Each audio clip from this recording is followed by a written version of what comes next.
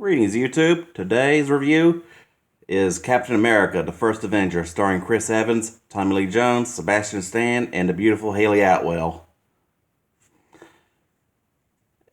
Which is, out of one of the many hits of the great MCU, this has got to be one of the greatest origin stories in movie history and comic history of how Steve Rogers, who volunteered for a super soldier program as the only way to enlist because of medical issues. Volunteered for this experiment, Project Rebirth, as we all know, by this German doctor who later was shot after the operation. Which in that scene, I had some excellent combat choreography, like the Cap chasing the car in his preliminary shield and such, and the ultimate quote of Hydra operatives: cut off one head and two more shall take its place. There's always one thing I always got to figure with Hydra. It's always having the same that and the Spectre logo from the James Bond movies. Both bad guys and octopuses, I swear.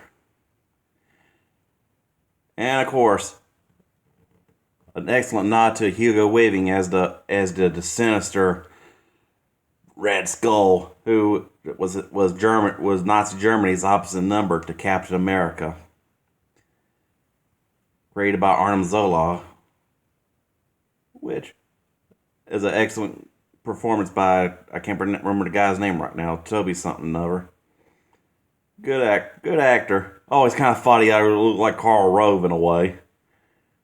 And that's as far as I'm going to go into off-topic politics. So, yeah, back to the and some excellent performances that was Sebastian Stan as the badass Bucky. Though in the first movie, the portrayal wasn't actually comic accurate as Steve's buddy who enlisted before him, because in the comic, Bucky was technically a kid who was technically like a bugle boy or something, a drummer boy, though not really accurate, but a teenager sidekick. But at least he didn't have to wear a cheesy costume. And another reason, which, though technically Iron Man and the first two Iron Mans and all the way up to Avengers was technically Paramount. Makes me one reason the infamous Fox Disney merger should have happened sooner, just by the fact that Captain America and Wolverine of the X-Men side one reason they should have been canon was so that they could have fought Nazis together, which by far is the only flaw of the first event of Captain America, First Avenger, of the ass kicker from Canada and America's ass whooping Nazi ass, which was like in the comic book and various animated features like X-Men Origins, X-Men Evolution, and the infamous 90s X-Men series. Enough about that. Back to Captain America. And a few albums excellent perform. And also give a nod to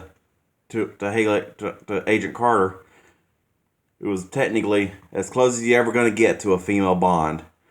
She's British, MI6, and carries a Walther PPK. And what the hell, ABC, for canceling her series? That was kind of a dick move. And in my opinion, better than Agents of S.H.I.E.L.D. because it had characters that were more popular. Old Peggy Carter was a badass.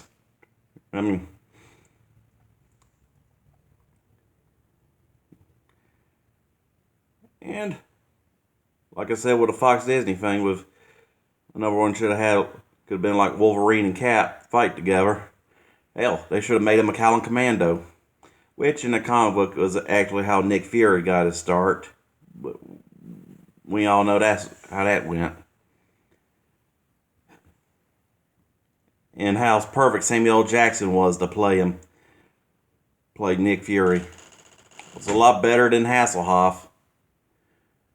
Although White Fury and Black Fury are alternate Earths.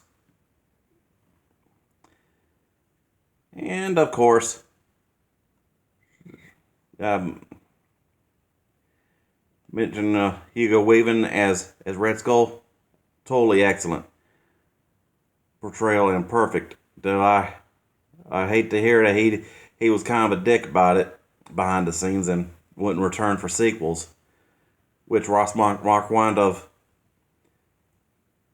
Walking Dead fame, which I'll give excellent nod, though he was in Infinity War in Endgame, which that's for another review. And of course, the whole World War II setting. A lot excellent for fans of World War II movies or history buffs. Though not accurate, but got to see how Hydra had with the experimental technology and how. And of course the scenes, and of course the whole show deal was just kind of left field, but had the excellent Easter egg to the comics with him of old Captain America punching Adolf Hitler in the square in the jaw, and which had its funny moments. Which the whole chorus montage was funny and all, but come on, could have had like a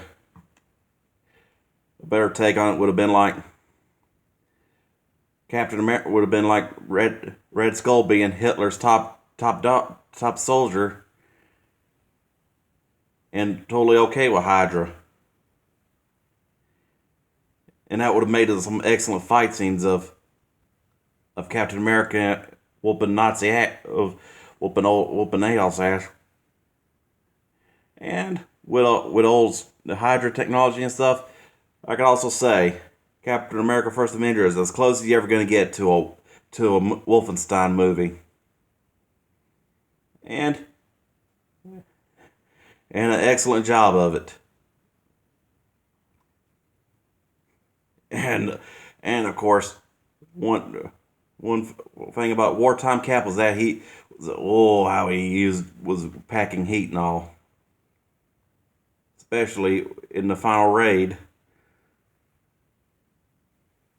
which was technically Battle of the Bulge, when he did like a raid on the facility, which got him on that HO9 plane, which I kind of thought was one deal of not inaccurate of Germans having rotating turrets, because off topic, they were more of an American phenomenon invented by Preston Tucker, who later invented the Tucker automobile, which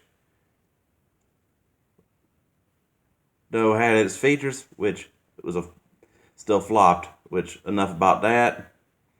And of course, the whole scene when when Cap rescues the Howling Commandos from the POWs was like based off an actual World War II mission where General Patton had to take this took it personally when he found out his son-in-law was a POW, got captured, and ordered an attack and participated in a raid of a POW camp just to rescue a son-in-law, which for Patton was excellent, and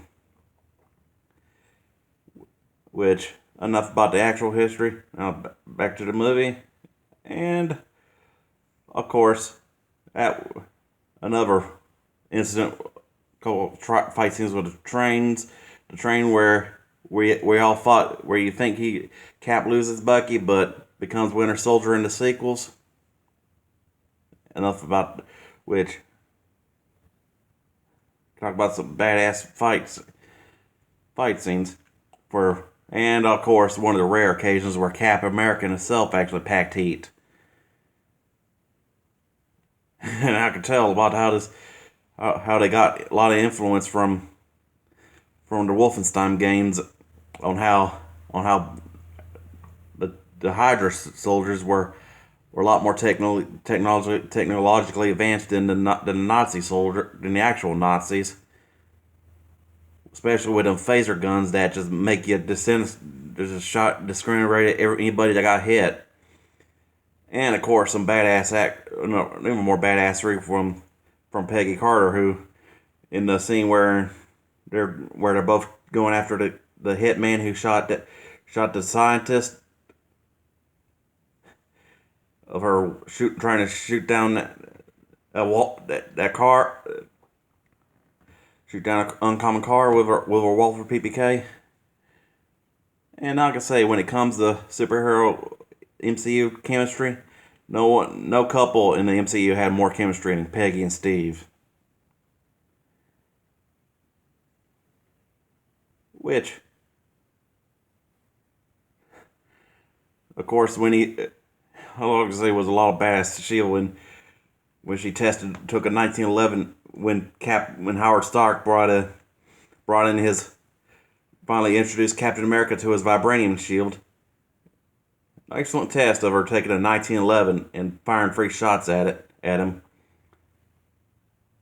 And of course, got to give an excellent nod to Dominic Cooper as Howard Stark.